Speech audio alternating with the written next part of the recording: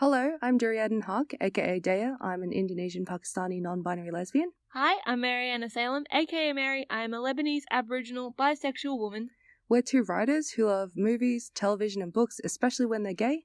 And welcome to GayV Club, where we will be analysing LGBT texts that we like, that we don't like, and how we relate to these texts as gay people of colour. Welcome to episode 4. Thanks for listening to us so far. If you like GayV Club, please don't forget to follow, subscribe, rate us wherever you listen to podcasts, and let your friends know. We also have a YouTube channel where you can access closed captions if you need them. And as of, last week? We are officially on Apple Podcasts. Today we're continuing our discussion of LGBT biopics and why they often suck. Last episode we spoke about biopics about gay and bi men, so today we'll be focusing on trans narratives and narratives about women who love women. There are several reasons we wanted to split these episodes. One, there's simply too much to talk about, obviously. Two, it's mostly only been biopics about gay or bi men that have managed to garner high levels of attention and acclaim. So, like, the ones we've mentioned so far, Bo Rap, Imitation Game, and Green Book. Those movies had recent award season success. And of course, the third reason we wanted to split these episodes up is that the reasons these biopics, all of them, fail or are offensive is often determined by their portrayal of their subjects' identities, portrayal of their gender, how homophobia, transphobia, sexism, misogyny, racism, and so many other social factors intersect with who they are as people. Shout out to intersectionality. It's all about that. Today we'll be talking about The Danish Girl, about trans artist Lily Elbe, and its place among some of the other extremely rare trans biopics. Then we'll be moving on to some more recent but less acclaimed films which follow the same path, such as Colette, which is about the eponymous bisexual French writer, and Vita Virginia, which is based on the letters between writers Virginia Woolf and Vita Sackville-West. There's also another artist biopic, Frida, about Frida Kahlo, which is an older film, sure, but still very relevant to what we want to talk about. We're also going to discuss The Favourite, which is about Queen Anne, and also, in that vein, a little bit about the series Gentleman Jack, which is about the Victorian-era lesbian capitalist and class hater Anne Lister, and, of course, the latest TV series that I mentioned I'm very excited for, Dickinson, which is about American poet Emily Dickinson. All these films we've been discussing portray people in dramatically different circumstances, each grappling with the struggles of being LGBT and how this intersected with other realities of their everyday lives. That's what these films should be showcasing, but linking all of these biopics is their lack of compassion for the LGBT community that these film subjects were a part of. Just before we begin, a quick content warning. We will be discussing issues of homophobia, transphobia, misogyny, racism, sexual assault, and harassment. Obviously, listen with caution, and, if you need to, be safe. Just be safe, and please listen at your discretion. So, among the offences already mentioned with our criticisms of Green Book, Imitation Game, and biphobia and rap shitty, biopics about trans people are subjected to further insult with transphobia. The most recent film to do this is 2015's The Danish Girl by Tom Hooper. The movie is about Lily Elbe, a Danish trans woman born in 1882 who worked as a painter and was one of the first people to undergo gender confirmation surgery, or at least it's supposed to be about her. I'm pretty sure the community knew before it came out that this film was gonna be transphobic, Yeah. Eddie Redmayne, a cisgender man, was cast to play her, which is, a transphobic decision which has been industry practice for most trans stories throughout the history of cinema, few as they are. I can't believe we actually even have to say this in 2019. It's so sad that we have to say, but trans women are women and trans men are men. And it's extremely harmful to present trans people as being just cis people dressed as another gender. And just this casting practice contributes to transphobia and just a lack of education in general society. Redmayne's casting aside, The Danish Girl is still an offence to Lily Elbe's legacy in general. It's important to note as well that this film is actually based on a novel, which is a fictionalized version of Lily's life. The author of that novel is a cis gay man. Has admitted that he imagined most of the events depicted, completely fabricating entire characters and stating that he was never trying to tell a true story. The film, literally uses most of this novel's plot, regardless of the knowledge that is pretty much entirely, fictitious, insisting that it is based on a true story, which I guess is not completely untrue. It is based on a real person, but... It's been appropriated. Her story's been appropriated. Yeah. Just a quick run-through of Lily Elb's life, first of all. Most sources state that Lily and Gerda, who played by Alicia Vikander, met in Copenhagen and got married in 1904, both working as artists until they moved to Paris in 1912. At this time, Gerda created several paintings of beautiful women, and the public was actually shocked to later discover that the model that she used was Lily. So throughout the 20s, Lily lived openly as a woman and Gerda a lesbian. In 1930, after Lily's confirmation surgery in Germany, the process for which was extremely experimental at the time, she managed to get her sex and name changed legally. This resulted in the Danish court forcibly annulling their marriage. So legality aside, the actual disintegration of Lily and Gerda's relationship is unclear due to lack of records after their destruction in World War II and just the censorship of a lot of Gerda's sketches. Nevertheless, what we know is they were together for nearly 20 years after Lily began openly presenting as Lily, but the film instead seems to take place over a much shorter period of time. It honestly feels like less than a year when it starts. And just in the film, Lily's gender is treated as a split personality, which has been invented by Gerda, who regrets encouraging it and swiftly dissolves their romance. It's really weird. I mentioned this to you before, but when I first watched this movie, I really felt... I had no idea really about trans stuff and trans history, or not any idea about who she was. But I felt watching the movie that the movie was extremely uncomfortable with itself.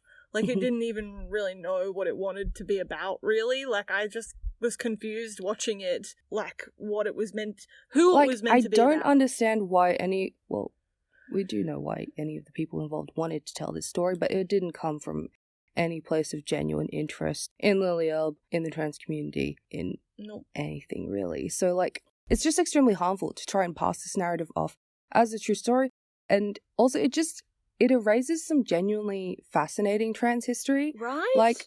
From a Lily Elb biopic, we could have had this exploration of early 20th century queer culture, the art movements, the decadence, even the breakthroughs in medical science.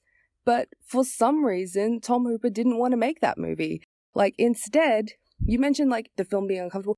The film borrows actual tropes from cross-dresser pornography to create a story which portrays Lily as a punishment that Gerda had to endure. Lily is treated as a separate individual to the person that Gerda married, and it's made clear that Gerda does not prefer her. And it's so sad. The film never credits Lily for her bravery to strive for the life that she deserves. That's probably the worst thing. Her efforts... And she paved the way for so many people in a way. She is so important in that history, and to not really focus on that. Also, when you were talking about the art movements, Tom Hooper, say what you will about him, he's a very aesthetically pleasing director. He could do something really nice with Explain Cats 2019 then. I don't want to acknowledge that movie. We don't talk about Cats.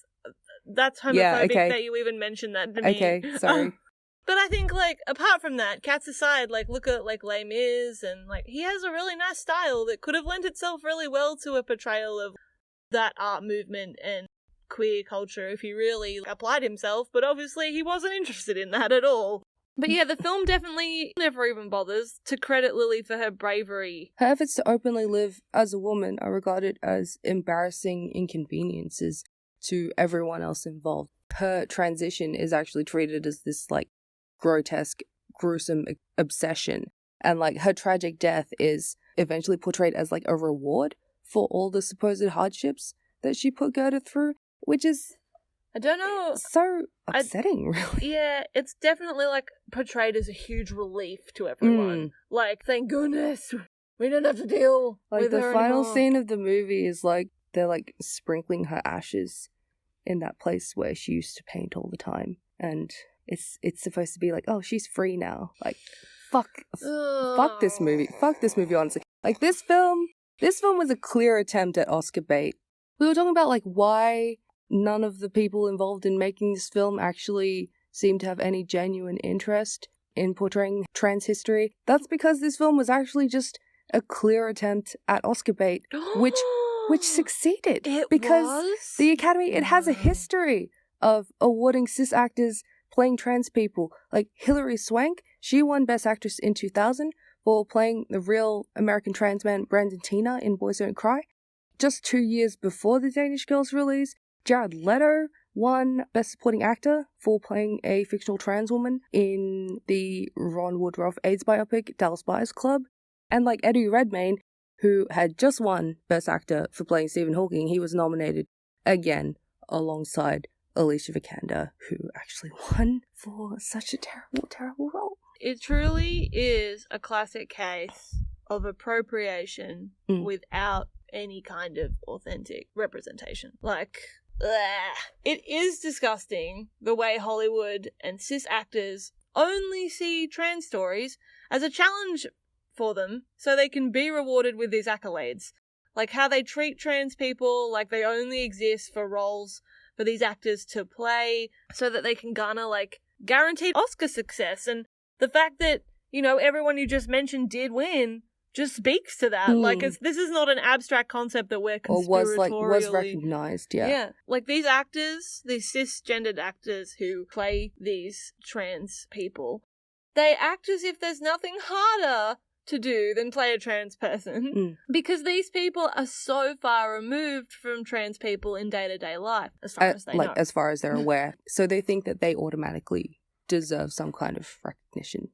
And this is such a shame given just the rarity of trans biopics in general. And this offensive practice has continued. So last year, Scarlett Johansson rightfully came under fire when it was announced that she would be playing real trans man Tex Gill in an upcoming biopic about his criminal activities in the 1970s. Wow. She did drop out of the project as soon as Disney confirmed that they would be making a Black Widow solo movie because she's a fucking sellout who only follows money and has no principles. What do you expect from a Zionist who loves Woody Allen?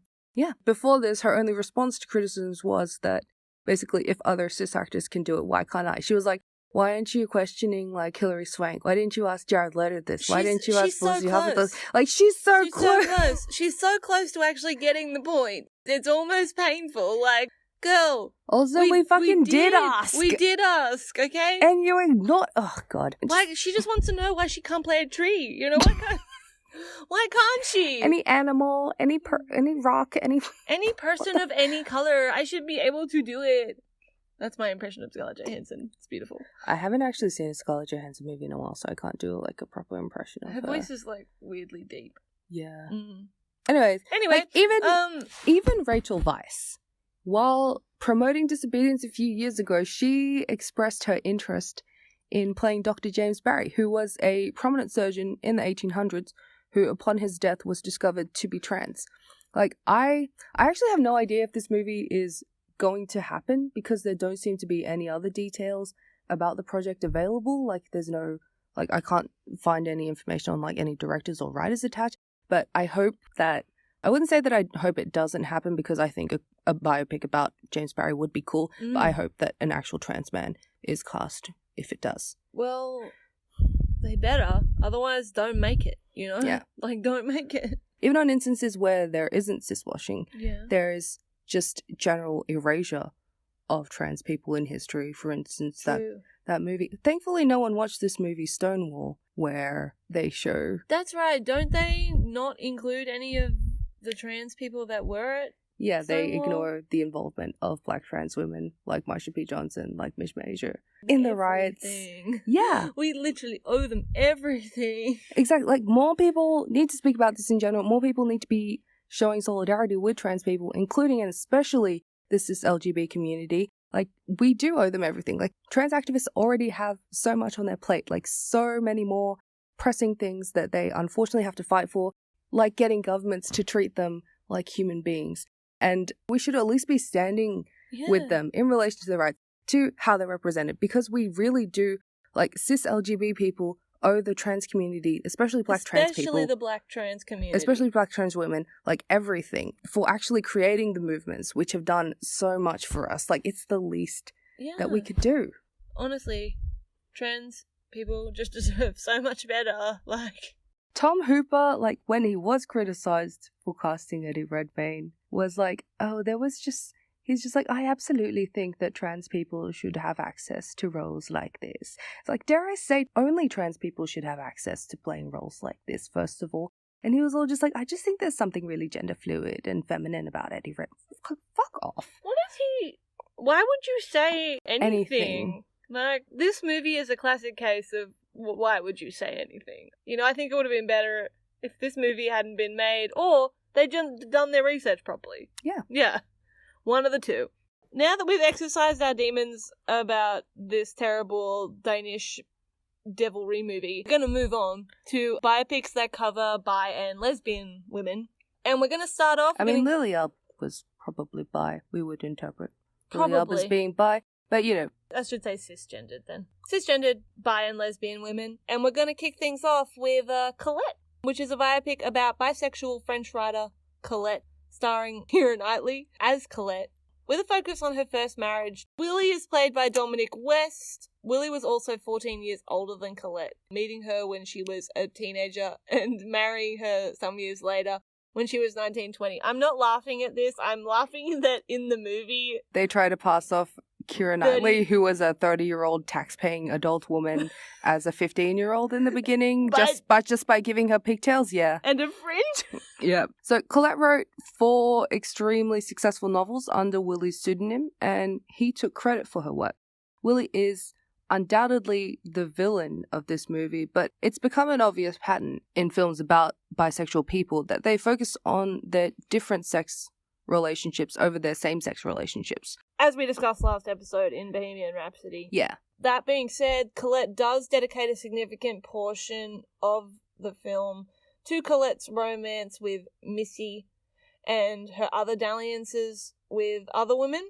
But, you know, for a film trying to expose how misogyny oppresses female creativity, Colette spends an inordinate amount of time, an amount of this plot, framing, you know, Colette is a literary icon, like it spends so much time framing her husband Willie as the most formative element of her identity, as he forces her to write, introduces her to women, and is just generally painted as the central figure in her life. Like, the film's unrestrained misogyny undercuts Colette's role in her own womanhood, essentially, relegating her identity as a bisexual woman to a titillating subplot. I don't really believe that point, though. You don't? I don't think it's a titillating subplot. It kind of is, like, the way they sort of, like the way, you know that horrible scene where she's like, your mouth... That's not titillating at all. That's like it's like they almost like wanted to like make it as unsexy as possible. That's another thing about the gender bias. They try to make it as unsexy. Well, actually, no. The opposite could also be true. But either way, that was an awful weekend. Her bisexuality when we watched is like sidelined in comparison to how Willie is treated. Like Willie is treated by the film. And it's really just trying to be a story about how a man shaped a woman, basically. Like, I do want to say that the film was directed by Washer Smolin, who is gay. The first draft of the script was actually written in 2001 by his partner Richard Glatzer, who unfortunately died before the film went into production. He had ALS. They had been writing this film for about 15 years. It was a real passion project for them. And it's just so sad that they were only able to, because suddenly this story, like, about a woman in an abusive relationship with a man who took credit for her achievements, was suddenly relevant to what was happening in the Western film industry at the time. Even though technically it was always relevant, and it has been relevant in pretty much every industry since the beginning of time. You know how there's this wave now of like post-Me Too film and TV that are kind of like exploitative, just trying to like capitalize off women's pain. Like that crazy ass movie where Charlize Theron looks like a plastic doll. Like Bombshell. Like The Morning Show, like all those random TV episodes that have like an episode that's just like their take. It's like they feel obligated to do it. Yeah, Even so that Brooklyn they can Nine-Nine remain did. relevant, basically. It's so haphazard and ham-fisted. Yeah, it's weird. It's interesting that Colette was kind of able to sneak in early with this, because maybe that wasn't their plan at first, because I know that Wash Westmoreland did really want to make the movie as soon as possible after his partner died. The way that it was marketed when it came out, like, it definitely took advantage of the current climate in the industry. Yeah, to promote it. Most of the trailer really centered on her resistance to Willie, and I really thought the whole movie, I didn't know who she was. Like, going into this movie, when I saw the trailer, I had no idea who this person was. I was just excited because Keira Knightley and period dramas, when is that not exciting? I mean that. As a Keira Knightley stan, like, we'd known that this movie was coming since at least 2016. Yeah. And it was like in like pre-production hell, and we were all suffering. We were like, when is Keira Knightley gonna kiss a woman? Yeah. Like, that was very much the mood. But the thing is, like, because of the intentions, because of this kind of post-Me Too exploitation, the thing is, with Colette's story, it's harder to capitalize off the pain of queer women because no one cares about queer women. No one gives a crap. Like, for instance, The Wife, which came out also last year, that Glenn Close movie where she won some awards and stuff. I'm glad you brought this up, because when I had bought Colette very legally from a shop, and I was telling people to watch it, and they would ask me what it was about, I'd be like, oh, it's about this woman, Colette. You know, she was a famous French author. She wrote all these novels. And in the early stages of her career, her husband took credit for these novels, and it's about, like, her emancipation from him and the life she led afterwards. And a lot of people, when I would start describing that, would go, oh, so it's The Wife? And I'd be like, no, because this is about a bisexual French woman who was a very important... But again, this kind of story has always been relevant in every single industry. In every single kind of Culture. and culture of society. Like, that issue is not only in the film industry among white women, it's everywhere with everyone. But yeah, it just makes me angry that everyone who I spoke to when I described this film was like, oh, so it's just The Wife? Like, no. Just The Wife. Yeah, it's just The Wife. It's just a gay version of The Wife. Yeah. I mean, the thing is, Colette's story was a gay version of The Wife, which is why I think in the movie there is definitely clear gender bias. It's just harder for them to capitalize off the pain of queer women because no one cares about queer women. It's like one thing to show a woman break free from this oppressive man and grow as an artist on her own. But like the quote-unquote problem with Colette's story was that she spent that independence like with women. She did what now? I'm leaving. Which we obviously can't have on a screen. No, not on the large screen. You know, we can't do that. All the 7-year-olds that come to see Keira Knightley in period dramas will have heart attacks and die. Her relationships with anyone other than her husband was sidelined in the movie. And even like Keira Knightley's casting, like obviously, you know, the lesbians and bi women like me who have stanned her since... Pirates of the Caribbean? Since Bend It Like Beckham, you fake. As a gay Keira stan, you know that experience of walking into a Keira Knightley movie to sit down and being the youngest person there and being surrounded by 70-year-old white people. Except when you saw the Nutcracker. I bet you were the oldest person there. I was, yeah. No, my friend who I went with, who was 2 years older than me, was the oldest person there. Okay. Yeah. Shut up. Okay. So, yeah, basically, even though Keira is definitely a draw for the Woollawa, she doesn't know that. So... basically, all her films are marketed towards this particular old white audience who don't really want to see queerness on screen. It's interesting, though, that Keira was involved in the Imitation Game and was also involved in this, because didn't she have that anecdote that she used to, like... So, we were discussing, friends, yesterday, the idea that many actors often have an anecdote they pull out. Like, usually these actors like straight actors. Are straight or cisgendered or whatever. If they've made a project that has vague or not vague queer connections or connections to LGBT culture, they usually have like an anecdote they can pull out and be like, oh, well, I have a vague connection to this culture in some way or another. Like they have a relative or maybe they had an experience when they were younger. Yeah, and Kira's one was that, you know, she took her female friend as her prom date and they kissed in their prom photo and it was banned by their school, which was also very horrible, but also, like, I don't think that that's a fake story, but also I just think it's very convenient. I feel like every cis-het actor that comes out with a movie where they play like an LGBT character, they will always conveniently have a story like that in order to kind of like justify their proximity to this story. I wish they didn't do that, you know? Like, I don't feel like you have to do that in order to... Like, I feel like if you can just be honest... Like, as long as you're just respectful... I think with cis people who are playing LGBT characters, as long as you're respectful about it, then that's fine. It's not on the same level as cis actors playing trans actors. It's nowhere near like that. No. I really hate that recently people have kind of like tried to pretend that it is. And also, you know, guys, you should be focusing this energy behind the camera more. Yes. With LGBT stories. That's how you do it. Yeah. I mean, I think Colette is definitely, like, if it was directed by a straight person, it would have been so much worse. Can I say... But it would have been... One thing I really love, like, I love about Colette, though, is the aesthetic of it. Like, it really pleases me a lot. And another thing I like is that there's a lot of... Like the period jokes? It's cute. And there's a lot of people of colour, like in the background, in the ensemble cast. Like, it's like the opposite of whitewashing. Yeah. He cast people of colour as people who were historically white, and he cast trans people as cis characters. I think the issue with a lot of period dramas is they kind of try to cling to posterity. They're shot in a very traditionalist way, really still shot, steady cams, everyone's behaving properly. But in Colette, it's kind of like the 2005 Pride and Prejudice. Like, there's that intimacy and that normalcy that you feel, which a contemporary audience can actually relate to. Yes. Which is great about it. It's creating the impression of what you want people to feel, not necessarily creating the accuracy, which I think is more important when you're making a period drama. One show that I've watched recently that I don't think does this at all, and it really suffers from it, is I was watching an episode of that new show, Catherine the Great. I think that show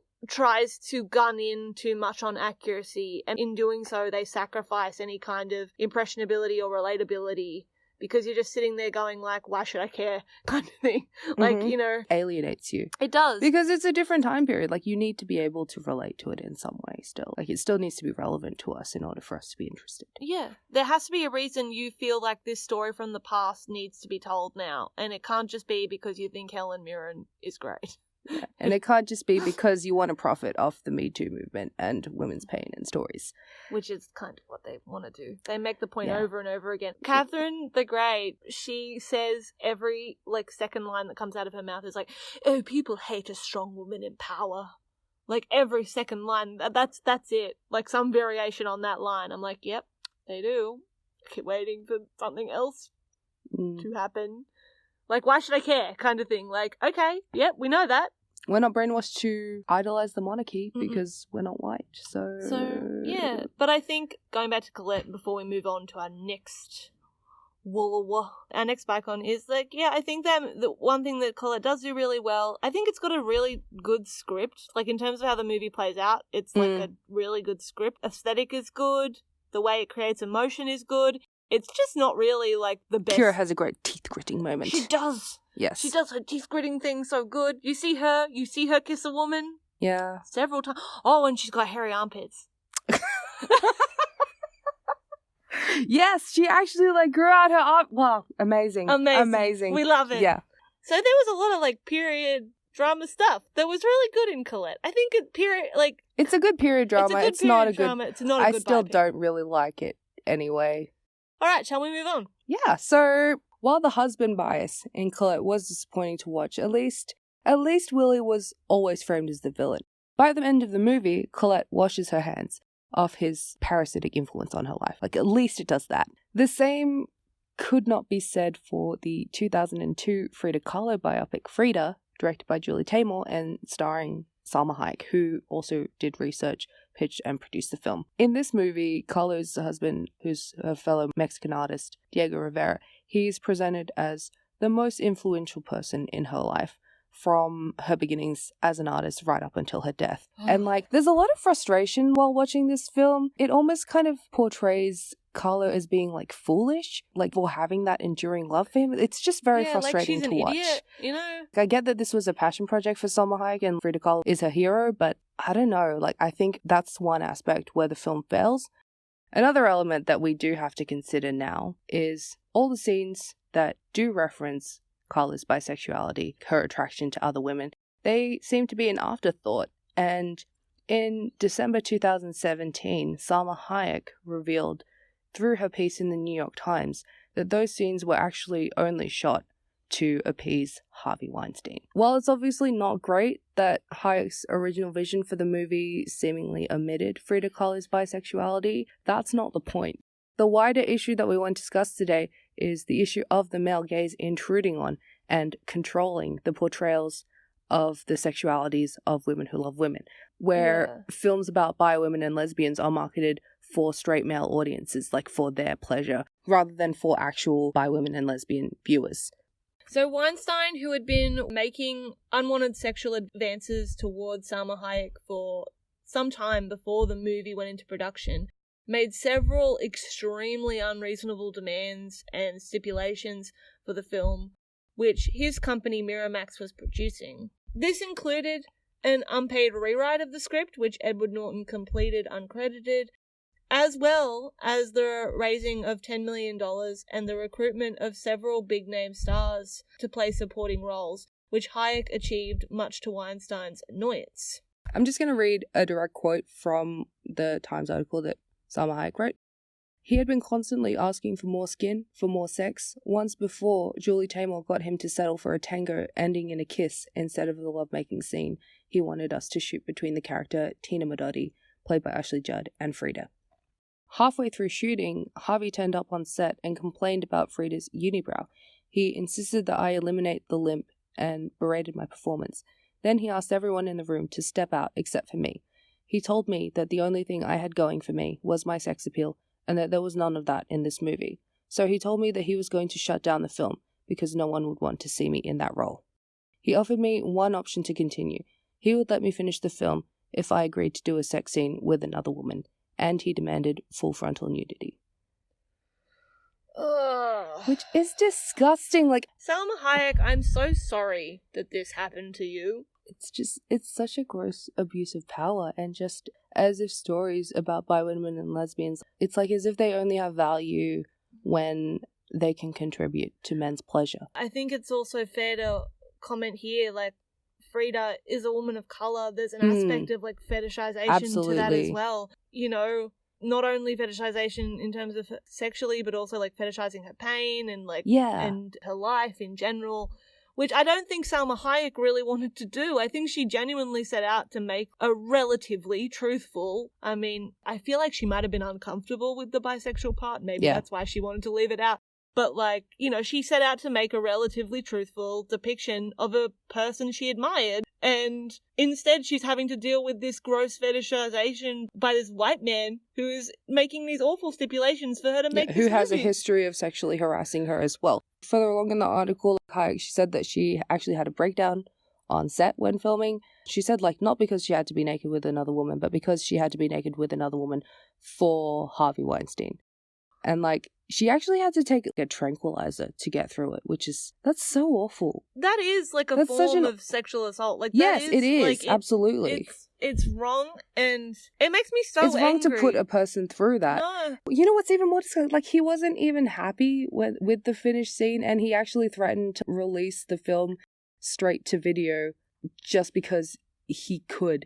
He forced Salma Hayek and the director Julie Taymor, like, to fight for a theatrical release, which they achieved by meeting further ridiculous criteria that Weinstein assigned, like, just because he could make them jump through hoops.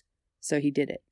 All love to them for fighting for this movie, man. Yeah. Like, honestly, in that sense, it's really hard knowing all of that to criticize this movie, because knowing just how much they had to fight even for people to see it and what they had to go through even to get it made is, like, I think Frida and Colette's stories are quite similar. Like, they have similar aspects to it, and the fact that the writers of Colette started around the same time that Salma Hayek wanted to make Frida, and, like, they had to sacrifice, like, all those years. Literally, the director, his husband, died before they actually got to make the movie. They had to sacrifice all that time in order to make it. And Salma Hayek, who actually did manage to make the movie at a sooner point, like, at a more immediate point, what that cost her it's so sad. Like, no one wins. I hadn't read this article when it came out because I knew it would contain very sort of triggering content, so I didn't read it. kind of wish I had, because it meant when I did watch Frida, which was only recently, I got really excited, like, during the Woola scenes, like, the scenes where Frida is with women. But especially her in the scene with, like, Josephine Baker. Like, as soon as, like, this scene came, I was like, is that meant to be Josephine Baker? Who is also another bicon, by the way, guys. Who also should get her own biopic, I believe. But then learning the context of these scenes, like, I honestly wish they hadn't... I wish it never happened. Yeah, it's awful. Also, I was just shook. I realised watching it I didn't know much about Frida Kahlo, and learning that she was had an affair with Trotsky was like... I'm still a bit shook over it, to be honest. Like, what a legend. I can see why Salma was, like, so ready to fight for this movie, because... I think it is important. It's a great story, and I think Julie Taymor's vision was beautiful, and I love it's like an artist biopic that actually uses her art in an interesting way, and actually has direct references to her art, like unlike the Danish Girl, for instance. No. Yeah. Like the beautiful transitions of shots, the way the movie ends. Yeah. Beautiful. I think Frida, both the movie, Salma's portrayal of her, and also, like, Frida as a person deserved better film, but at the same time, it's not for lack of trying. Like, I think, like, Salma Hayek and the people that made this movie, their hearts were in the right place, but ultimately, like, Weinstein and his goons. Yeah, and that's just one of the ways that the LGBT biopics can fail. We've talked a lot about how a lot of the time LGBT biopics fail because of the way they're written or the way they're directed, but in this instance, those aren't the things that are the reason this failed. Like, I don't think. This failed because of an evil person. Because Harvey Weinstein tried to bury it, like, at every step of the way. But it still endured. Yes. If you're in Australia, you can watch it on Stan. So, it's a year ago now. Mary and I went to the British Film Festival in Sydney, and that weekend we saw both Colette and also Vita Virginia, which was a disappointing experience for both of us. Truly it was. I have been in love with Gemma Arterton since she played Kelly Jones in the film A that I bring up on this podcast a lot because it's a great film A, St. Trinians. And the prospect of seeing Gemma Arterton kiss a woman was, you know, bitch, I'm about to faint. Like me wanting to see Keira Knightley kiss a woman. Yeah. Yeah. So on this weekend that these two films, we were both going to see them, we were so excited, you know, for both of us and for ourselves. And in both cases, we were met with grave disappointment. Yeah. For me, it was that scene in Colette where she's with Eleanor Tomlinson and she has that really terrible Southern accent, which doesn't even make sense because they're all speaking English. And if Kira's supposed to be French, why isn't she speaking with a French accent? Why is this Southern? Why is this? Why are they making her do a terrible Southern accent? And why are they trying to make, like, sexy foreplay talk like before? Yeah, it's terrible. You have teeth like an alligator. Shut up. Anyway, Vita and Virginia. Yes, Vita and Virginia is the next biopic. Woola biopic featuring two.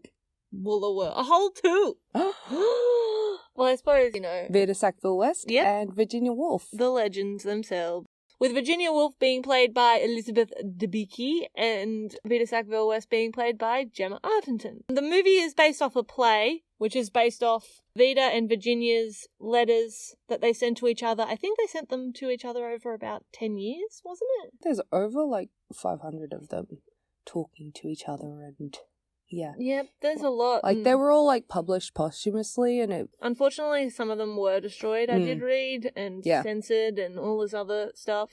That's also a running thread we've had in these biopics that are about historical women, is that a lot of the records of these women are destroyed. Because, you know, people don't want to acknowledge that... Homophobia. This film, I think, fails for a lot of reasons. The least of which is that Gemma and Elizabeth Debicki, they don't have any chemistry. No, they really didn't. It's just tragic. It's tragic. I think in the scenes where they're separate from each other, their performances are really good. Great. But together, it's like Gemma is overacting and Elizabeth is underacting. This movie, I think, I don't know, it's like it takes itself too literally in, like, the worst way possible. There are whole scenes where they have conversations that are actually just lifted from their letters. They're directly quoting their letters, or they're directly quoting, like, their books. I feel like there was a way that you could have done that in an engaging way, but this way just wasn't. No, and it came off really clunky because... And when they had, like, actual original dialogue, it was terrible. Yeah. Like, the reality is no one talks like that. That's why people write like that, and that's why letters are, like, special. You can tell, essentially, that this movie is based off a play, because it's the kind of thing you can go, I can see how this would work on stage, but as a film, it doesn't move anywhere, it doesn't do anything. So... Evergreen. Yeah, I was trying not to talk about it. So when this film was first announced, way back when, God, when was that? Like 2016 at some point? I don't know. When 2016, one of the greatest moments of my life occurred when I read an article that said that Eve Green, the other great love of my life, well, she was, until she said stupid things about Brexit. Now I don't care. But she was cast as Virginia Woolf, and then Gemma Arterton cast as Vita Sackville-West. I literally remember, like, wanting to faint and pass out because I was like, wow, this sounds amazing. But then... Literally But then Miss Green pulled out to be in the live-action Dumbo. The live-action Dumbo movie. Directed by her boyfriend Tim Burton, or at least at the time he was. I don't know. I don't know if they're together anymore, but, like, they were at the time. Isn't that the worst thing that you've ever heard? Just that really is. Eva Green Imagine passing... drops out of playing Virginia Woolf to be in a live-action Dumbo movie. I don't understand straight people. With her boyfriend. I don't get it. Tim Burton. Can't relate. No. Nuts. Absolutely nuts. And initially I thought that my dissatisfaction with the movie was purely stemmed from, well, A, the fact that I didn't think Gemma and Elizabeth had any chemistry, but B, like, that I knew on some level, and it was hard to not think about, like, how Eva Green would have been in that role and how she would have embodied Virginia Woolf, which I still think she probably would have done it a slightly different way. But whether or not that way is better, I can't judge. Yeah, we'll never know. We'll never know. But, like, I couldn't stop imagining her in the scenes instead of Elizabeth Debicki. I feel like I mistook just the fact that it's just a bad film, first of all. First and foremost, it's a terrible movie. It's a good script for a play, but a bad script for a movie. Mm-hmm. And amongst, like, other weird decisions made. But, like, I initially blamed the lack of chemistry, and I feel really bad about this now. I initially blamed the movie's just, like, poor quality on the lack of chemistry, because that is probably a big part of it. And I thought because Elizabeth Debicki was, like, the second choice, like, it was like that. But then the movie actually had, like, a general release in the UK. This year? Yeah, this year, a few months ago. And then we actually got to see Gemma Arterton and Tanya Button, the director.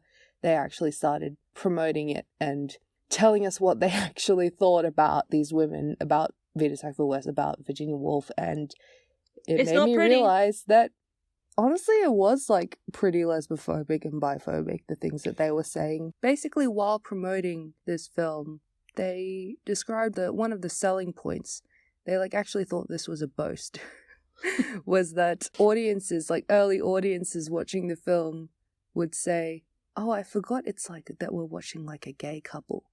Like, it feels like we're just watching two people. Which, like, people would forget that they were watching something gay, which I feel like is, like... That's the greatest sin you can commit.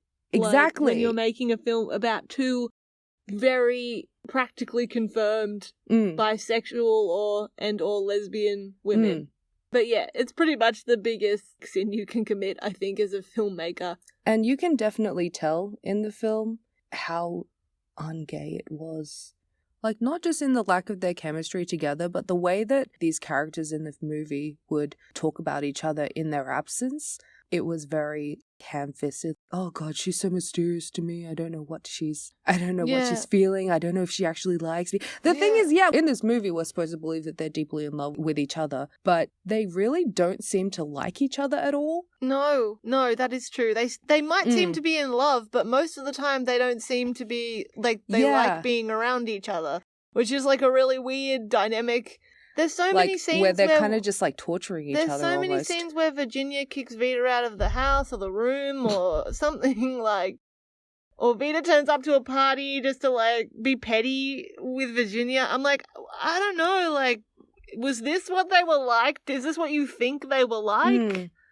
Because judging from the letters that we have, I don't think that's what they were like. Yeah, also that's another reason why the script doesn't work, like reading directly off their letters. With the way that they're behaving with each other, you really don't buy that they would even be writing these letters to each other, you know?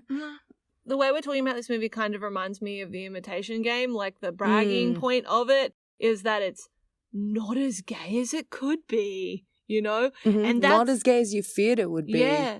And you know what, you gays, you silly gays, you should be really grateful because we're not portraying Vita and Virginia in a really sexual way, okay? Oh, God, yeah, Gemma Arterton definitely said something about, she's just like, I'm, like, everyone was really happy, like, to not have seen anything, like, too gratuitous, you know, nothing like boobs out or anything like that. Like, very bold of someone whose major career move was being in St. Finian's. God.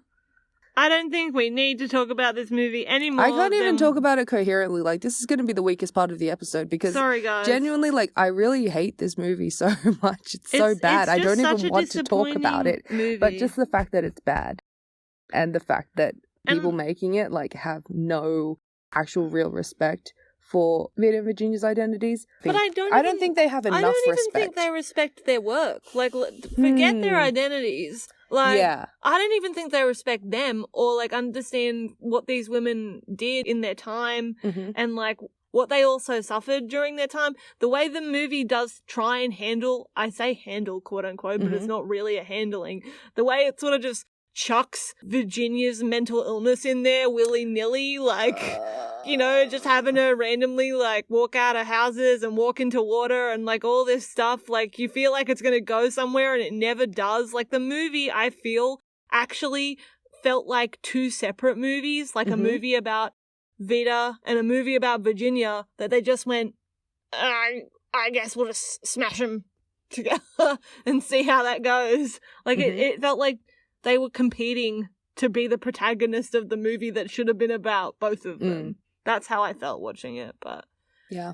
But then we went to see Anna and the Apocalypse that weekend as well, and that was just an excellent time. Anna and the Apocalypse is great. Anyway, let's move on to something that's actually good that we want to talk about. Let's talk The Favourite!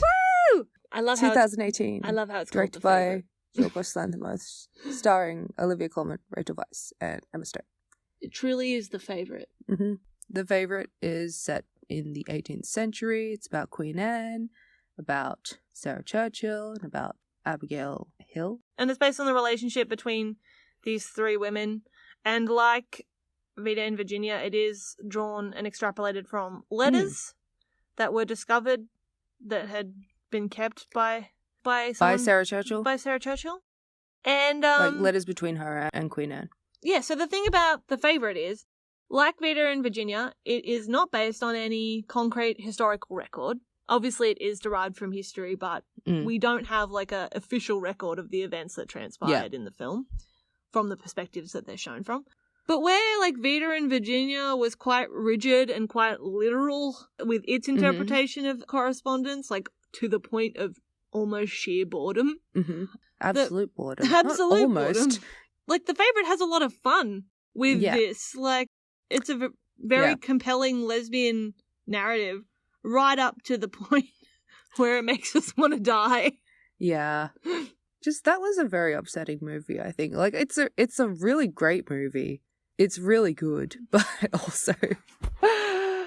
It made me so miserable. Everyone in that movie has such a horrible life. Like, but in different ways. Yeah, I mean... Like, Queen Anne is so sick. Imagine actually making us feel sorry for, like, a monarch. Like, a British monarch. I know.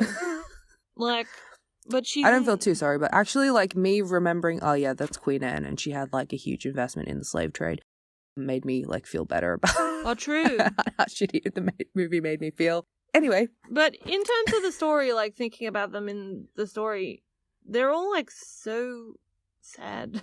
Yeah. They're such sad people, like, and petty, and because of the, like, ambiguous nature of letter correspondence. Mm-hmm. The movie does a great job, I think, of relaying some events in great detail, like parties, like in, like, almost, like, in this very intimate detail, and then others are sort of just fleeting glimpses, creating the feeling of someone writing a letter about their day today, you know, where you would like go, oh yeah, this happened, like you'll talk about something specific, but then you know, and then you'll be like, oh yeah, and then we had dinner or something, you know, like I think it does a really good job of balancing that out. Like the film doesn't try to extend the wider context of the situation beyond what's relevant to these three women. So you hear about the war and all of that stuff that's going on, but it's really just background noise to the way these three women you get the feeling of what it would have been like over historical accuracy, which is great. I really do believe all good period dramas strive to that. Like they strive to create an impression, not accuracy. Unless they're trying to create accuracy for humor, which is a different thing. But like the intimate, almost closet, like, well, it is closeted, the closeted nature of this story, because it kind of feels like a slash fan fiction, like, of history. And it makes me wonder, like, how many relationships like this, like, are there in history that are hidden away in letters, are hidden away in, you know, portraits and all this stuff. It's kind of like how historians, you know how you read those memes of, like, historians finding out, like, kings had like really close friends that they lived with and that they had shared a bedroom with, and they're like, ah yes, their closest friend. I think The Favourite made me wonder, like, how much of history is populated by things like this, and we just don't know because we're not taught it, and it's not. I think a lot of people spoke about the girl power of this movie, but I don't think a lot of people talked about, like, the relationship aspect of it. At least I didn't hear about that as much as I heard. Yeah, no one actually talked about the romance that it was. I mean, I don't really think it's romance. It's a very antagonistic kind of no one talks about the love between no one talks about it, really. And the only time, the anecdote I got tired of hearing while they were promoting this film was Olivia Colman when she was talking about, like, filming the scene when Emma Stone, like, fingers her, and she didn't want, like, Emma Stone to, like, actually, like, put her hand up there. So what she did was she put, like, a sponge, like, up there so that Emma would know, like, when she'd reached the point or whatever. And, like, they kept wanting to laugh because there was, like, a sponge or whatever. And I was like, I'm so tired of hearing this anecdote and you not actually talking about, like, the context of that scene. It's really weird that scene was like, aha, pure comedy. I'm like, but the relationships in this movie... That's a really fucked up scene, actually. Yeah, it's really horrible. Like, they manipulate each other through this, like, through these sensual sort of relationships they have with each other. Not between Abigail and Sarah, but more, Yeah, because they're cousins. Yeah, obviously. I feel like it was very weird to see a lot of people, not straight washing, but, like, just totally ignoring how fucking gay this movie was. And being like, oh, it's all girl power. Like, no, bro, it's actually, like, really gay. Like, I don't think this movie is girl power. I just think it's gay. Like, I don't feel empowered watching these women. Yeah, they kind of just make it like, oh, well, how great is it to see, like, all these women have, like, the leg room to, you know, perform at their best. And, you know, I think the performances are great. It's great to have a movie that gives so many women so many white women the opportunity to really have fun with it and, like, actually do good work, you know? But that's what they were focusing on. They're kind of just like, let's sideline the fact that let's not talk about it. In all fairness, Rachel Weisz did talk about it a lot. Rachel Weisz, yeah, that's true. Yeah. No, I mean, I feel that's like residual from Disobedience, though. Yeah, but that was good, though, that she had that residual. Otherwise, she might not have. But point is, I think The Favourite is a very respectful, like, all things considered, it is a very respectful, like, telling of these, dare I say accurate, though we don't know exactly what happened, but I think it's quite... It's definitely respectful to the community, I think. Yeah. It's not like a cakewalk, but... No. It doesn't cop out with an ending that feels unrealistic or feels like... like gratuitous, if you like. Like, that final scene of that movie is, like, soul-crushing, like, the way that it's done. You know, we always have that debate on whether or not our stories should be sad or whether they should be happy, but I think they should just be authentic. They should just be what they are. They should, just be what they are. You know, if this is a story of 3 extremely unhappy women in, like, a very toxic set of relationships, then that's what the ending should reflect. It shouldn't have an end. We shouldn't be asking for that kind of wish fulfillment from it. I did remember seeing a lot of people being upset that The Favourite was a gay film that didn't have a happy ending, but I was sort of like, what did you think it was gonna have? Like, it made me feel upset, but like I wasn't upset that the movie ended like that. It was just, you know, it's because it's the a sad emotional movie. impact of it. Yeah, it's a sad movie. You're meant to be sad, like when you finish. It's a Yorgos Lanthimos movie. What did you expect, dude? Oh yeah, because if you don't feel fucked up by the end of a Yorgos Lanthimos movie, like, you're probably asleep. Yeah. Sorry, but wake up. I just also love the Favourite as a period drama as well. It's just fun. It's so much fun. Yeah. You know that term black. It's good that it's 3 women. It's good that it's 3 women. But you know that term black comedy, like, is thrown around a lot. It's very much, yeah. Yeah, but I feel like that's what a black comedy is. What it should be. Yeah. So we like The Favourite. But I want to talk about, can we just briefly talk about some television series? Yes. First up, we are going to mention Gentleman Jack. Full disclosure, I haven't finished Gentleman Jack. I got bored. I have. I got bored watching it. I think I'm only up to episode 5 and I'm just so bored.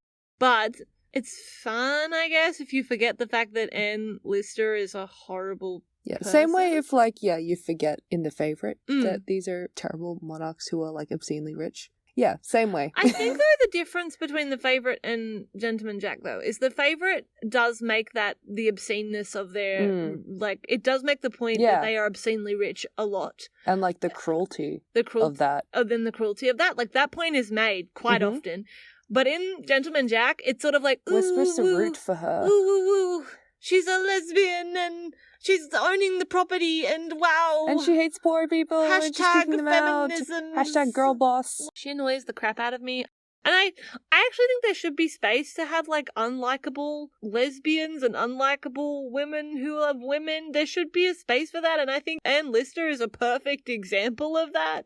But I think the show kind of romanticizes it and glorifies it in a way that's not helpful, I guess, because, you know, they're based on Ann Lister's diaries, which she wrote. Which were also, for the record, only relatively recently discovered because of the fact that they were, like, continuously repressed and hidden and nearly destroyed. She wrote them in code as well, so it took people a while to crack that. Every 100 years, someone would try to crack the code. They would crack the code, realize that what it meant, and be like, let's just forget all that. That happened about nearly half a dozen times before someone was that happened, like, at least 4 times. Before someone was like, hey, we could publish these. And they did. They are based on her diaries. They are very detailed, so you get a really definite sense of basically what a terrible person Ann Lister is from reading her diaries. Like, she's definitely a very interesting person, absolutely, and, like, to have a show about her is great. There should be that space for that. But the show ends up romanticizing things. Like, I think it is quite creepy the way that she basically grooms Ann Walker, but we're presented as if it's like... as if it's her being tender and caring. Yeah. I think it's interesting, though, because we do have such detailed accounts of her life, which is not the case in many of the women that we've talked about today, for one reason or another. Like, it's interesting that we have, not only do we have the detailed accounts from her perspective, but we know the context of the time she was living in. We can pretty accurately just guess at how people felt about her. And I read an article for one of my classes, and it talked about how the way that they use the fourth wall break in that show, it's definitely becoming, like, a more used trope, but that actually has a very specific history when it comes to lesbians, like, addressing their own history.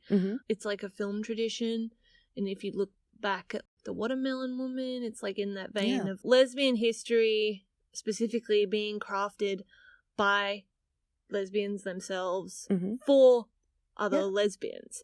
And like Gentleman Jack really fits that history of we have this woman who literally did craft this diaries not knowing but hoping someone would read them one day and know that she was here. And I think it's kind of powerful, like as problematic as she is. Like it is very powerful that now her story is being told. And I do feel like the fourth wall break in that is quite powerful because it does feel like Ann Lister like is kind of being like, yep, I know you're watching me because I knew that would happen. I knew I was like the shit. And one day my diaries would be found. And one day, like, you would be watching me going, wow, she's the shit. Like, I really like that use of it. But doesn't mean I find her life that particularly compelling. I'm like, oh my God, it's Coal Mines. Wow. I don't understand how they're going to make a season 2. Yeah, because she dies. Honestly, it was a bit of a bummer, like, reading her Wikipedia page when I first found out about Ann Lister a few years back, just, like, reading about her life, and then it's, like, just after she had that quote-unquote marriage with Ann Walker, she just... she died, like, very shortly after. That's quite sad. So, also, I just need to say this. Why is there that random subplot with the farming family where the boy murders his dad and hides it and, like, it doesn't go anywhere? Oh, does that not go anywhere? It doesn't go anywhere. Okay. Wow. I found that kind of interesting. But anyway, do you think that Gentleman Jack is respectful to the community? I think it is. But also, I think you shouldn't fall into the trap of trying to make these people into heroes. Like, it's tempting because these stories are so rare that we would want to make these people into our heroes, but I think, you know, obviously we need to be adults and really assess them. Like, even like the other women that we've discussed today, like, they've done quite a few problematic things, but I think especially because with Gentleman Jack, it's dealing specifically with those problematic events. But like, framing them not as problematic. Yeah, but framing them as, like, empowering, as romantic. We need to really, like, just actually take responsibility for the way that we tell their stories. Because, you know, while it is tempting to want a hero, you know, you would want someone like Ann Lister to be your hero. If you read her diary, why would you think that that's a good idea, though? I think more people need to approach making biopics about any LGBT person kind of more the way you said that Rupert Everett approached making that film about Oscar Wilde. Yeah. Like, in a more nuanced way that's like, yes, this person was marginalized in many ways, but they were also... But also we're not going to shy away from the fact that they were a horrible person. You know, I think a lot of the time we use that term like, oh, they were a flawed person to more explain, like, really menial things that people have done. But being a flawed person means, like, more than just, like, oh, they weren't nice to their mum or something. Like, it also means being, like, Ann Lister and saying things like, I just don't think poor people deserve the right to have a vote. Yeah. And I don't really think women should have the right to vote either. I should, but not all women, because I'm, like, the best woman, like, ever to live, you know? But yeah, I think more people should take Rupert Everett's approach and be like, I'm gonna, like, show you this person for who they were. And that includes the ugly parts of who they were. Next up in our TV biopics, briefly, let's talk about Dickinson! I love it. It's so much fun. I've finished it. I'm nearly halfway through. Yeah. And I think it's really fun in the way that, like, I watched a Haley Steinfeld interview where she explained it. She was like, Emily Dickinson was very misunderstood in her time, and this show is trying to see if we can understand her in our time. That's a really nice way of putting that idea of, like, to paraphrase, like, creating that feeling on screen over accuracy, like feeling over accuracy. Yeah, I love the way Dickinson fully embraces that. Like, I love the way it uses modern music and modern slang, like in the Marie Antoinette 2006 kind of way. I love Wiz Khalifa as Death. Yeah. And I think the costuming is really fun. I love the little gags, period joke gags that they have. Like, but my favorite scene I've watched so far is, like, when Emily gets her period at the party that she throws. Like, I love the way she's like, no! It's like, that's the mood, though. Yeah. Like, Ella Hunt, who we mentioned. That terrible weekend where we watched Colette and Vita Virginia, we also watched Anna and the Apocalypse, which stars Ella Hunt as this teenage girl who is fighting a bunch of zombies at Christmas, and it's a musical as well. And it's a high school drama as well. It's honestly the most iconic. High School Musical meets Shaun of the Dead. Yeah, it's the most iconic film ever made, I believe. And Ella Hunt plays Sue in Dickinson, and it's really nice to see her. Yeah. Yeah. It's really nice to see her in things. So if you like her in Dickinson, check out Anna in the Apocalypse. Mm-hmm. The thing that gets me about Emily Dickinson as well, though, is that, do you know, we never would have known about her poetry. They found it in an attic in an old chest that was owned by a maid. They still don't really know who really owned that chest before and how they came to be in possession of, like, Emily's poetry. But essentially without that, we would never have had it because she was barely published when she was alive. And that really, like, does my head in. That, like, there's probably a parallel world out there where we don't know about her poetry. And I think the hard part about that as well, again, is that we don't have a lot of knowledge about Emily Dickinson's life beyond really basic stuff of, like, who her family was, who her siblings were, like, where she went to school. Like, other than those really basic details, we don't know a lot. But I think it's really great that series just went, you know what? Emily Dickinson was she was bi or gay or whatever. Yeah. And she was in love with her sister-in-law. And if you don't like that, then perish. I actually wasn't prepared for it to be that gay so quickly. Even last episode when we mentioned that we would be talking about Dickinson, we were like, yeah, I'm not sure how gay Dickinson is going to be. But then it was very gay. It was very gay. Yeah. It was very gay. That's like the best surprise when something's gayer than you thought it would be. I felt like it was like an extra birthday present. I was just so happy with it. Yeah, it's a good time and it's really fun and unique. And it's got a great soundtrack. Yeah. Like, I can't believe in the year of our Lord 2019, I watched Haley Steinfeld as Emily Dickinson get fingered while Your Best American Girl by Mitski plays. Incredible. Yeah. Incredible. Yeah. I love cinema. On that note, what are some other biopics that are, like, respectful to the community? Yeah, we've basically only really talked about stuff that we hate for the most part. So I think I just want to quickly list some biopics which I think are quite nice anyway. So I think Tom of Finland, Holding the Man, Rocket Man, we did talk about The Favourite, Bessie, Freeheld, Capote, Happy Prince. I really like Bessie. It's directed by Dee Reese. Woo! Get on that. And it's starring Queen Latifah. I think, we've lost our way a bit. But basically, with this whole topic that we wanted to cover, it feels so good to, like, actually have to be at the end of it now. Basically, just the things to consider, like, with LGBT biopics, with especially the disrespectful ones. The way that real-life LGBT people are portrayed in film really speaks to how we're portrayed in other narratives, like fictional narratives, and how it can be even worse when it's not based in history. Yes. I guess. Yeah, and all the different reasons that these biopics can fail us, like not just the person they're about, not just their community. I feel like a lot of these films isolate people from the communities they were a part of. Yes. You know, not only, like, literally, these people are often portrayed as, like, having no one and not having any, like, community, and that's just, in a lot of cases, that is not true. It's just untrue. Like, I think there's an incentive for them to portray, to portray LGBT people as alone and isolated because they don't want to acknowledge that community. So, and I also think that while we are seeing on some occasions more intersectional biopics, there just needs to be a bigger consideration for how all of the factors that influence people's lives influence them all at once, not in, like, compartmentalizations. You can't make a movie about Freddie Mercury without also talking about the fact that he's brown and from an immigrant family and all that stuff. You can't make a movie about Frida and not talk about her bisexuality as well as all this other stuff. Like her disability. And her disability. Her being Mexican. Her being communist. Yeah. Ledge. But yeah, more treatment of intersectionality. Because a lot of the time, LGBT people do exist at, like, multiple intersections.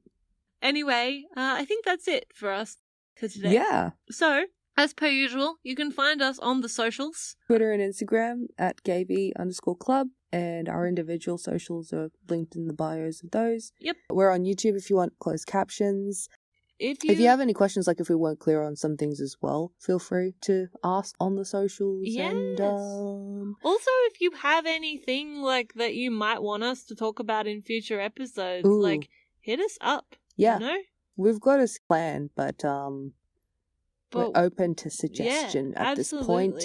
Next episode though, we're gonna do our Goldfinch miniseries pitch. Mm-hmm. We're gonna discuss Donna Tartt's novel The Goldfinch, the really terrible movie of it that came out this year, and why we think it would be better as a miniseries, and what we would like in that miniseries. And then we're gonna pitch the whole damn thing. Yeah. So if there are any executives listening, this is how you're gonna do it. Yeah. All right. Be safe and be good, and we'll see you in a fortnight. Yes. Thank you for listening. Bye. Bye.